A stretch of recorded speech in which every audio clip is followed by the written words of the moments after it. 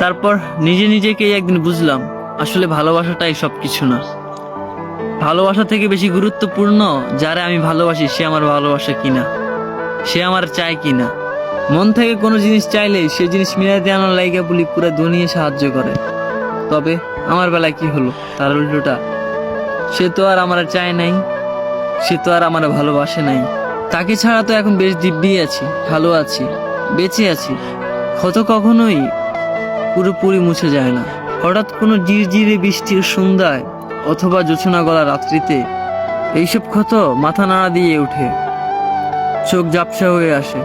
সেই মুহূর্তে ইচ্ছা করে তারে আরো একবার সামনে দাঁড়াইয়া জিজ্ঞেস করি, কেন ভালোবাসেন নাই আমায়?